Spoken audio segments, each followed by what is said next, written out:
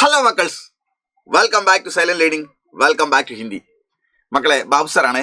നമുക്ക് ഹിന്ദിയിൽ 10th CBSE പഠിക്കാനുള്ള പോയ ഭാഗത്താണ് പദ്യഖണ്ഡ് എന്നാണ് പറയപ്പെടുന്നത്. പദ്യഖണ്ഡ് അതിൽ നമുക്ക് പഠിക്കാനുള്ള ഏറ്റവും പ്രധാനപ്പെട്ട ഒന്നാണ് കബീർദാസിന്റെ ദോഹകൾ. കബീർദാസിന്റെ ദോഹയെ നമ്മൾ ഈ പാഠത്തിൽ ഉൾപ്പെടുത്തിയിരിക്കുന്നത് സാക്കി എന്ന പേരിലാണ്.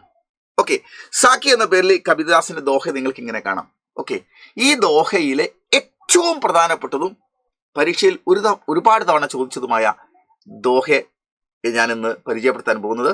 മക്കളെ, നമുക്ക് നോക്കാം. ഒന്നാമത്തെ ദോഹ ഇതാണ്. ऐसी बाणी बोलिए, ऐसी बाणी बोलिए, ऐसी बाणी बोलिए, मन का आपा खोई. ഐസി അങ്ങനെയുള്ള ബാണി വാക്ക് ബോലിയെ പറയൂ. നിങ്ങളുടെ വായിൽ നിന്ന് അത്തരം വാക്കുകളെ പുറത്തേക്ക് വരാവൂ. മൻക ആപാ ഖോയ്, മനസ്സിലെ അഹങ്കാരം നഷ്ടമാവുന്ന രീതിയിൽ, അതായത് മനസ്സിൽ അഹങ്കാരം ഇല്ലാത്ത രീതിയിൽ വേണം സംസാരിക്കാൻ. അഹംഭാവത്തോടുകൂടി സംസാരിക്കരുത്. അപ്പന തൻ ശീതൾ കരി, അങ്ങനെ വരുമ്പോൾ അപ്പന തൻ, നമ്മുടെ ശരീരം, തൻ എന്ന് പറഞ്ഞ ശരീരം, ശീതൾ കരി തണുപ്പായി നിൽക്കുന്നു. ഓരോം കോ സുഖ് ഹോയ്, മറ്റുള്ളവർക്കും കുളിർ ലഭിക്കും. അപ്പൊ നമ്മൾ ഹീറ്റാവാതെ സ്നേഹത്തോടു കൂടി നമ്മൾ സംസാരിക്കുമ്പോൾ നമുക്കും അതുപോലെ തന്നെ കേൾക്കുന്നവർക്കും അവരുടെ മനസ്സിനും ശരീരത്തിനും കുളിരേകും. ആ രീതിയിൽ മാത്രമേ നമ്മൾ സംസാരിക്കാവൂ എന്നാണ്. ഓക്കെ, നമ്മൾ മമ്മിയെ വിളിക്കുന്നു, മമ്മി എന്ന് വിളിക്കുന്നു. മറ്റൊരാൾ നമ്മളോട് ചോദിച്ചു, എന്താ നീ നിന്റെ മമ്മിയെ വിളിച്ചത്? എൻ്റെ മമ്മിയെ ഞാൻ മമ്മി എന്നല്ല, പിന്നെ എന്ത് വിളിക്കാൻ? മമ്മി എന്ന് വിളിക്കുന്ന സമയത്ത് നമ്മുടെ ബോഡി ഹീറ്റാവുന്നു, നമ്മളിൽ അഹങ്കാരം ഉണ്ടാവുന്നു, ആ മമ്മിയെ നമ്മൾ ചെറുതായി കാണുന്നു. അത് കേൾക്കുന്ന സമയത്ത് മമ്മിയുടെ മനസ്സിൽ കോപം ഉണ്ടാകുന്നു, ബോഡി ഹീറ്റ് ആവുന്നു ഒക്കെ വരുന്നു. എന്നാൽ അതിന് നമ്മൾ മമ്മി എന്ന് വിളിക്കുമ്പോൾ രണ്ടും ഒരേ വാക്ക് തന്നെയാണ്, രണ്ടും ഒരേ വാക്കാണ്. പക്ഷെ രണ്ടിനും രണ്ടർത്ഥമാണ്. ഒന്ന് അഹങ്കാരത്തോടു കൂടി വിളിക്കുന്നു, ഒന്ന് സ്നേഹത്തിൽ ചാലിച്ച് തേൻ പുരട്ടി വിളിക്കുന്നു. രണ്ടും മമ്മി എന്ന് തന്നെയാണ്, പക്ഷേ രണ്ടിനും രണ്ടർത്ഥമാണ്. അപ്പോൾ സ്നേഹത്തോടു കൂടിയുള്ള വിളിയിൽ പറയുന്നയാൾക്കും കേൾക്കുന്ന ആളുകൾക്കും വല്ലാത്ത സുന്ദരമായ കുളിരുമയും സന്തോഷം ലഭ്യമാവുന്നു. അപ്പൊ നമ്മൾ സംസാരിക്കുമ്പോൾ ഈ രീതിയിൽ വേണം സംസാരിക്കാൻ എന്നാണ് പറയുന്നത്. അപ്പനാ തൻ ശീതൾ കരി, അങ്ങനെ വരുമ്പോൾ നമ്മുടെ ശരീരത്തിന് കുളിരേകും. ഓരോൻകോ സുഖ് ഹോയ്, മറ്റുള്ളവർക്കും സുഖം ലഭിക്കും. ഈ രീതിയിൽ അതാണ് നമ്മൾ പറഞ്ഞത്. ആസി ബാണി ബോലിയെ മൻക ആഫാ കോയ്. ഇതെങ്ങനെ പാടുക? ആസി ബാണി ബോലിയേ മൻക ആഫാ കോയ്, अपना तन शीतल करे और उनको सुख होय, और उनको सुख होय. ഈ ദോഹയുടെ ആശയം നമ്മളോട് ചോദിച്ചാൽ, ഇതിന്റെ ഭാവാർത്ഥം നമ്മൾ ചോദിച്ചാൽ നമ്മൾ പറയേണ്ടത്, പ്രസ്തുത സാഖിമേ, ഈ സാഖിയിലൂടെ ഭക്ത കവിയായ കബീർദാസ് ജി മീട്ടി വാണി കാ മഹത്വ പർ कहते हैं, മധുരമുള്ള വാക്കിന്റെ പ്രാധാന്യത്തിന് മുകളിൽ ഇങ്ങനെ പറയുന്നു. എന്നാൽ ഹമേ അപ്പനെ അഹങ്കാർക്കു, നാം നമ്മുടെ അഹങ്കാരത്തെ സമാപ്ത് കർ, ഇല്ലാതാക്കിയിട്ട്, മീട്ടി ഏവം, മധുരമുള്ളതും, ഏവം അതുപോലെ തന്നെ, വിനമ്രവാണിക്ക, വിനയത്തോടു കൂടിയുള്ള വാക്കിന്റെ പ്രയോഗ ചാഹിയ, പ്രയോഗമേ നടത്താൻ പാടുള്ളൂ. യദി ഒരു പക്ഷേ ഹം ദൂസരോം സെ അച്ഛേ സെ ബാത് കർത്തേ, നമ്മൾ മറ്റുള്ളവരോട് നല്ല രീതിയിൽ സംസാരിക്കും, തോ എങ്കിൽ ദൂസരോങ്കോ പ്രസന്ന ഹോത്തി, മറ്റുള്ളവർക്ക് സന്തോഷം ഉണ്ടാവുന്നു. സാത്ത് ഹി സാത്ത്, കൂടെ തന്നെ, സന്തോഷ് വ സുഖ്, സന്തോഷവും സുഖവും ഹമാരെ ഹൃദയമേ ബി പൗഞ്ച് ഹേ, നമ്മുടെ ഹൃദയത്തിലേക്കും സന്തോഷം ലഭ്യമാകുന്നു. അപ്പൊ നമുക്ക് സുഖവും സന്തോഷവും ലഭ്യമാകാൻ വേണ്ടിയും മറ്റുള്ളവർക്ക് സുഖവും സന്തോഷവും ലഭ്യമാകാൻ വേണ്ടി, അപ്പൊ മറ്റുള്ളവർക്ക് സുഖവും സന്തോഷം ലഭ്യമാകാൻ വേണ്ടി നമ്മൾ സംസാരിക്കുമ്പോൾ തന്നെ നമുക്കും സുഖവും സന്തോഷം ലഭ്യമാകുന്നു, നമ്മൾ സ്നേഹത്തോടു കൂടി സംസാരിക്കുമ്പോൾ. അർത്ഥാത്, അതായത് മധുർവാണിക്ക് മധുരത, മധുരമായ വാക്കിന്റെ മാധുര്യം, സബീക്കു എല്ലാവർക്കും, ആനന്ദ പ്രദാൻ കർത്തഹേ, നൽകുന്നവനും കിട്ടുന്നവനും ആനന്ദം ലഭ്യമാകുന്നു. इसलिए कबीरदास जी कहते हैं, आप अपने मन के अहंकार को दूर करके प्यार के साथ मीठा वचन बोलिए, तो दूसरों को भी, उनको भी खुशी मिलती है और आप लोगों को भी खुशी मिलता है. तो विनय के साथ बात करने के महत्व पर कबीरदास बात करते, तो ऐसा है दुनिया भी शांतमय बन जाएगा. दुनिया के सभी प्रश्नों के कारण तो मन के अहंकार भरी हुई वाणियों से दुनिया में प्रश्न होता है. तो शांति शांति शांति के लिए दिल से मीठा वचन बोलना चाहिए. ये है कबीरदास के, ये साकी के, ये दोहे का महत्व. ओके, वेरी वेरी इंपॉर्टेंट है, बहुत बार पूछा गया है, बहुत ध्यान से पढ़ना चाहिए। ओके, तो हमको दूसरा दोहे पर जाएंगे। देखिए क्या है, निंदक नेडा रखिए, निंदक नेडा रखिए, आंगनी कुड़ी बंधाई, बिन साबन पानी बिना निर्मल करे सुपाई। क्या बोला इसमें, बहुत अच्छा है इसका साखी। निंदक, आप लोगों को इंसल्ट करने वालों को निടാ रखिए, आपके पास रखिए। നിങ്ങളെ ഇൻസൾട്ട് ചെയ്യുന്നവരെ നിങ്ങൾ നിങ്ങളെ കൂടെ നിർത്തും। आंगनी कुटी बधाई, हो सकते तो अपने घर के आंगन में एक छोटा कुड़िया बना के उसमें बैठा दो। പറ്റുമെങ്കിൽ നിങ്ങളെ വീടിന്റെ മുറ്റത്ത് ഒരു കുടിൽ പണിതിട്ട് അദ്ദേഹത്തെ അതിൽ താമസിപ്പിക്കും। बिना साबन बाणी बाणी बिना, बिन साबन पानी बिना, साबुन और पानी के बिना निर्मल करे सुबाई, आपके मन को साफ कर सकता है। ऐसा करें तो कबीरदास इस दोहे में कहते हैं कि निंदक को तुम्हारे पास रखिए या एक कुड़िया बना के उसमें बैठिए। वो क्योंकि आपको निंदा करते ही रहेंगे, तो आपका गलत क्या करके आपको समझने में आसान हो जाएगा। इसलिए आपके मन साबुन और पानी बिना जल्दी साफ कर सकता है। लेकिन आपका जो स्तुति पाठक आपके पास है, वो कभी भी आपका बुराइयों को नहीं दिखाता है, इसलिए वह हमारा भविष्य का खतरनाक है। അതായത് ആരാണോ നിങ്ങളെ ഇൻസൾട്ട് ചെയ്യുന്നത്, പരിഹസിക്കുന്നത്, അവരെ വെറുക്കുകയല്ല വേണ്ടത്, അവരെ കൂടെ നിർത്തണം. പറ്റുമെങ്കിൽ വീട്ടുമുറ്റത്ത് ഒരു കുടിലുണ്ടാക്കി അവരെ താമസിപ്പിക്കണം.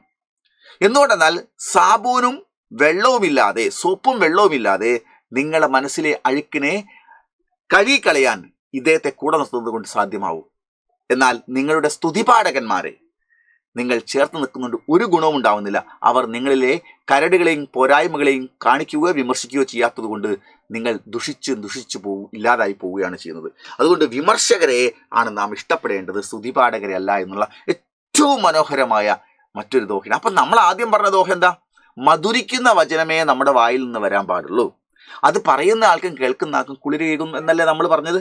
നമ്മൾ അതുകൊണ്ടാണ് വരുന്നതെങ്കിൽ ആ ദോഹയിൽ മാത്രമാണ് ഉറച്ചു നിൽക്കുന്നതെങ്കിൽ, രണ്ടാമത്തെ ദോഹ, നിങ്ങളെ ആരെങ്കിലും ക്രൂരമായി ഇൻസൾട്ട് ചെയ്യുന്നുണ്ടെങ്കിൽ അവരെ നിങ്ങൾ വെറുക്കരുത്. അപ്പം നമ്മൾ അവരോട് ഇങ്ങനെ പറയുമ്പോൾ, കബീർദാസ് പറഞ്ഞിട്ട് മധുരിക്കുന്ന വാക്കേ പറയാൻ പാടുള്ളൂ, കേൾക്കുന്നവർക്കും പറയുന്നവർക്കും സുഖം ലഭിക്കണം, അതുകൊണ്ട് നിങ്ങളെ ഞാൻ മാറ്റി നിർത്തുന്നു. അല്ല, ആരെങ്കിലും ക്രൂരമായി നിങ്ങളോട് പറയുന്നുണ്ടെങ്കിൽ അവരെ നിങ്ങൾ വെറുക്കേണ്ടതില്ല. അവർ നിങ്ങളെ തെറ്റുകളെ ചൂണ്ടിക്കാണിച്ച് നിങ്ങളെ വിമർശിക്കപ്പെടുന്നവരാണ്.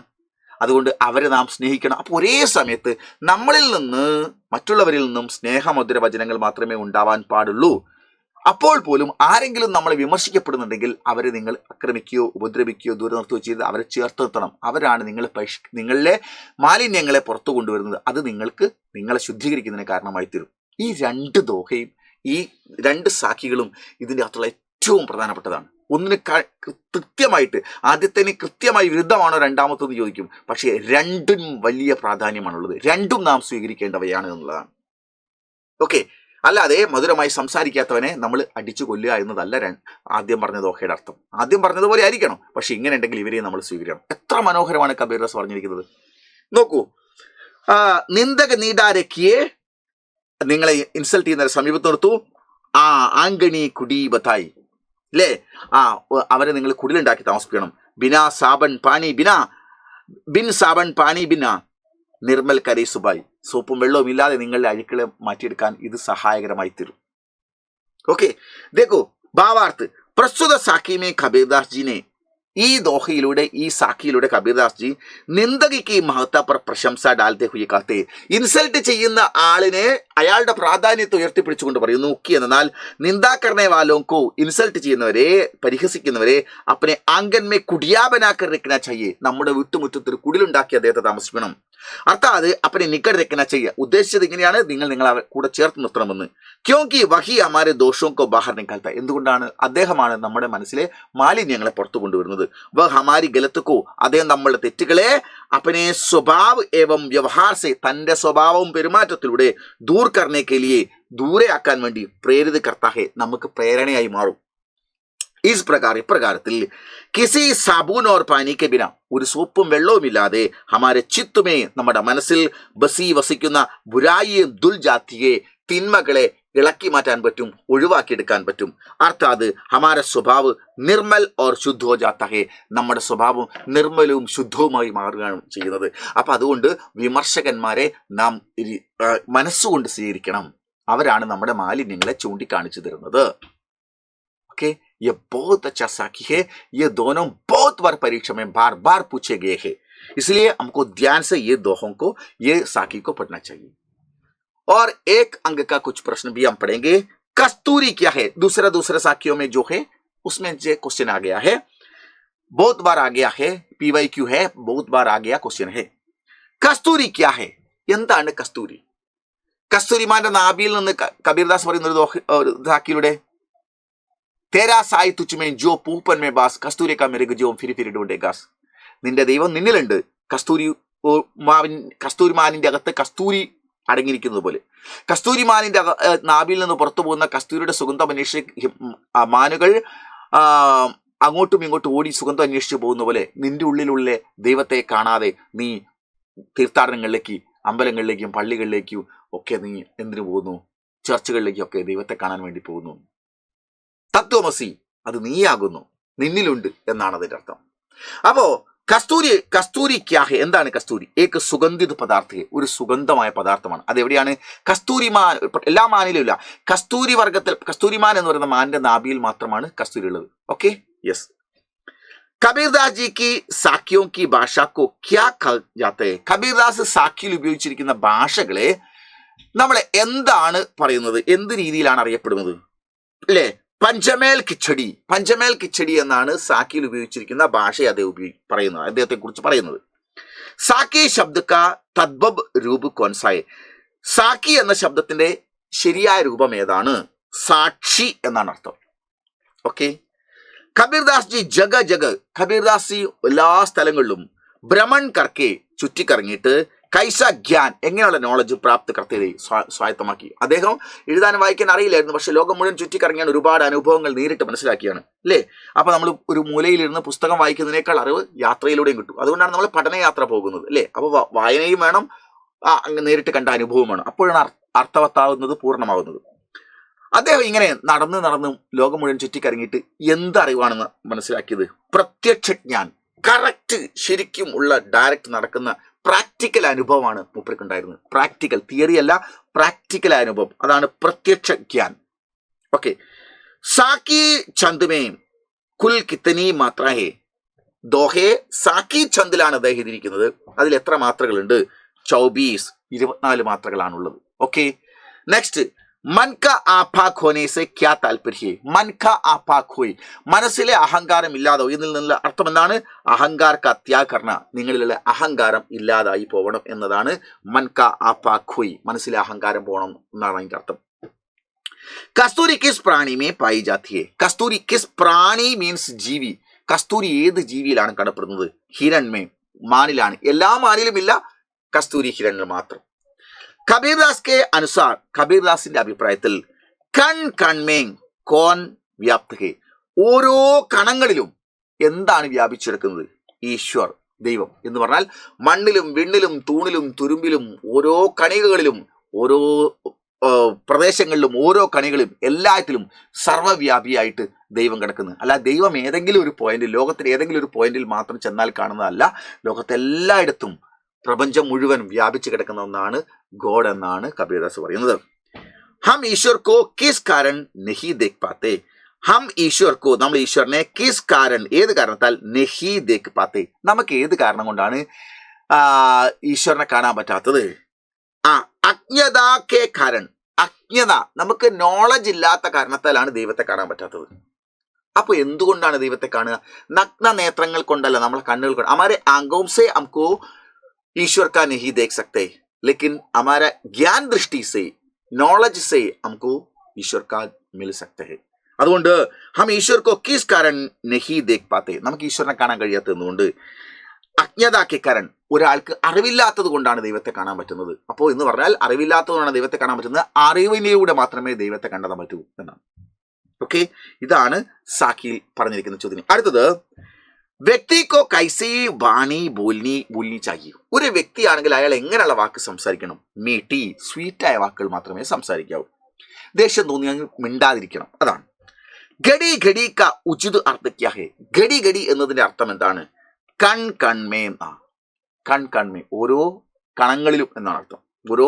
ഓരോ കണങ്ങളിലും, ഓരോ തന്മാത്രയിലും. ഓക്കെ.